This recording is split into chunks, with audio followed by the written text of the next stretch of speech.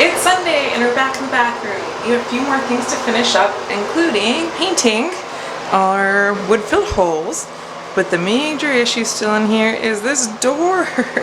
I started scraping it off while Alex was working on the baseboards, and all that did not scrape off great.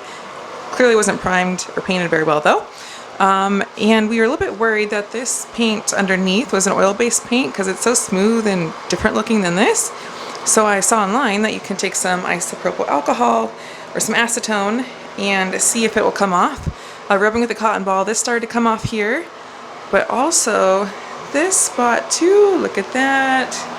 Oh my gosh, kind of gross, but exciting because that means these are both latex paints, and hopefully refinishing this door will be a little bit easier. This afternoon kind of sucks. We're trying to strip the door after sanding didn't work. And this has been like 3 hours to get to this stage and it's not done. Never stripping a door again. In addition to the fun of stripping the paint while it's sitting, I've been working on trimming with our new pool trimmer, our bottle brush, keeping it all shaped up. Trimmed the cheese wood by the gutter, so there's some gap, or the future gutter by the roof line, so there's a future gap there. And I've been raking up all the leaves and dead grass. Still no progress on growing grass, so we can remove the grass and get a rebate. You're a little delirious. This was the worst project I've ever decided to do. It took a lot of time. It's very frustrating. I feel like my garbage can is going to explode from the chemicals, and I don't think it looks any better than what I did. Beautiful. Paint stripper is so tough to work with.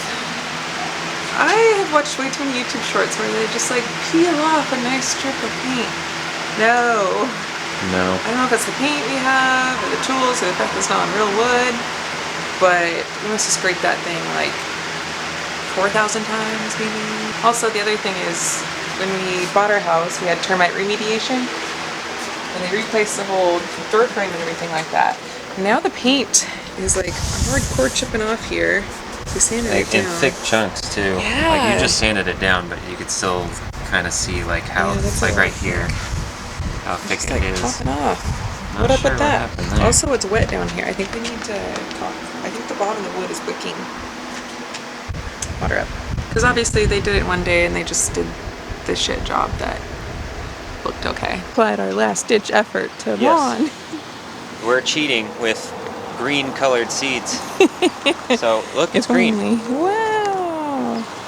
Look at that. Look at This that. is overseeding or quick seed. So yeah. At least for the bare patch here, the bare triangle section, we just dumped as much of it on there, and now the goal, this is the last ditch effort, so we're gonna have to water this even more so than we were kind of watering it previously. So on that the last couple of weeks. It says at least 2 times a day, yikes. But we'll keep it nice and wet, and if this don't work, we're gonna forego the rebate and just say screw it. This isn't meant to have long. Okay, instead of a nicely primed door, I think we have a work of abstract art. Like, doesn't this look like something that could be in a museum? Such texture. Ooh, not good. We'll see how it dries. This primer is way too chunky, I think. What are we doing? We're, I don't know, halfway done. I was trying to get off the white paint. I think the tan paint underneath is like solidly adhered, but the white paint just feels right off. We have our little drape set up. We're using this and a sanding block, which has now seen better days, to get into these little tiny grooves, which suck. And then the rotary sander to get flat parts. I've been at this how long today? at least 3 or 4 hours. I don't think I showed it earlier, but we had the vacuum we were using, the plastic up, which they saw.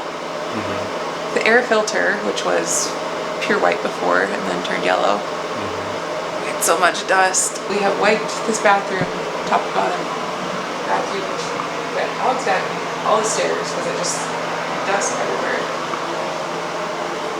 home renovation in the middle of an active home set. The plot continues with this stupid door. So I just painted this side. So 2 days ago, we painted the other side and we flipped it because now it's finally cured. Although, on the underside, we're not going to be able to see too much of it, but I guess the camera can kind of pick it up. It is so wrinkly. It's annoying. Hopes for this side. This side is a lot smoother, so maybe it will actually be smoother when it's all said and done. We also got a bunch of stuff at Lowe's/Home Depot today, and actually found some trim stuff that we've been looking for at the kitchen island forever, and finally found something that was reasonably priced. So I got those cut to fit and sanded, and they're ready for priming, but Caitlin is actually priming the door frame right now. We got new primer that is not goofy and sticky.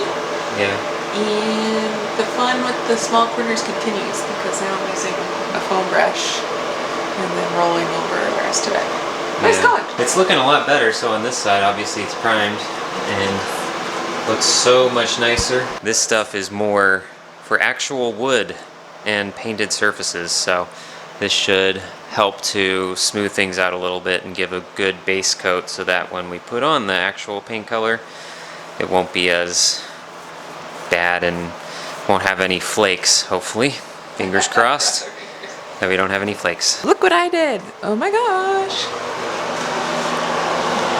Perfectly white trim! It's so exciting! Took 2 coats and a lot of finesse to avoid getting paint stuck up in here.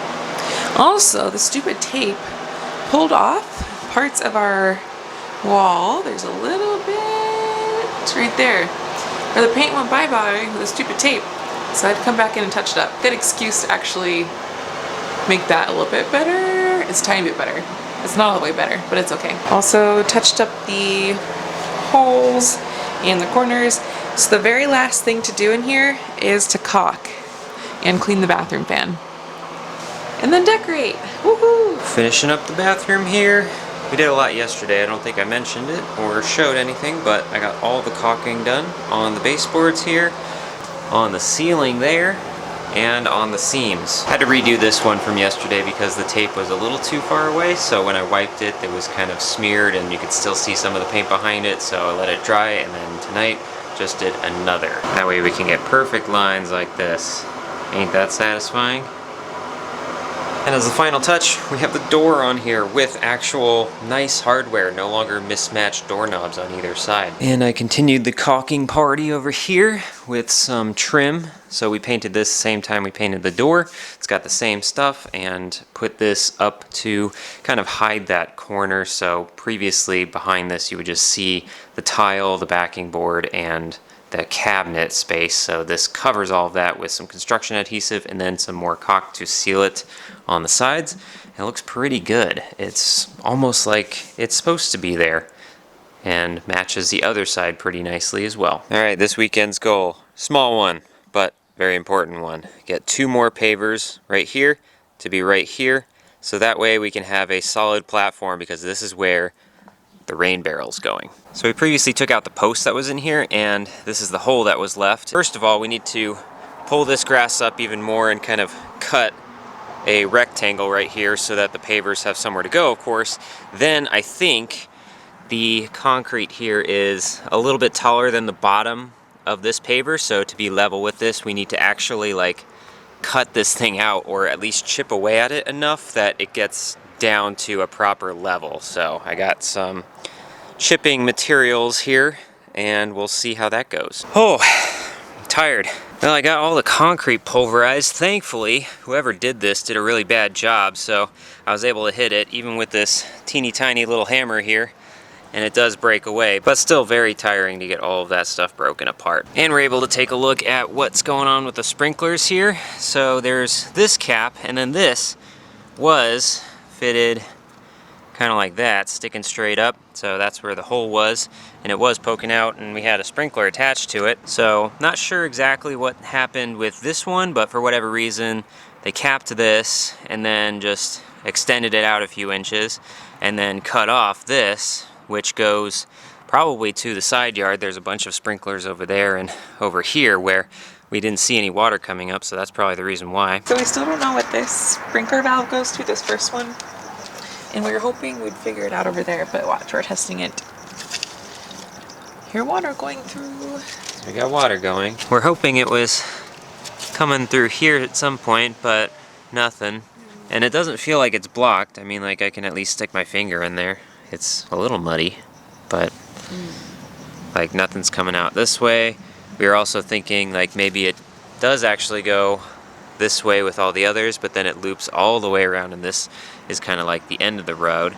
But even so, this one not doing anything, even though we cut off a piece of it which was full of concrete. It's a dead line. Shoot. Well, it'll be buried. Dead and buried. But now we know. Now we know. Yay, it's finally raining. What a perfect test, because what we got the other day were rain gutters. Not sure I showed this portion too, but we moved 2 pavers from that side over to this side, so now we have a platform for our rain barrel, which is in some form gathering water, and the downspout is going all the way to the floor. And we had a conversion or connector kit, something like that, for this, but we're not quite sure if that's going to work. So thankfully the installers were kind enough to put a break in it right here. So if we remove these screws, these are 2 separate pieces being held together, so we don't actually have to go cutting anything if we want to add something later on. But these gutters go all the way down to the front of the house, as well as on the top section right there. That's all going to go down towards the front, where we're eventually going to have our water basin in the front yard, so we're planning ahead for that. And more importantly, which is a little hard to see because it's dark out, on this side of the house, because this side yard last year flooded pretty badly when we got a lot of rain really quickly. So I'm hoping that with the rain gutters here, at least it'll be diverted into our now functional storm drains, which go right here. So we have the downspout head in that way, and then we have another one in the front which will just head down towards the street.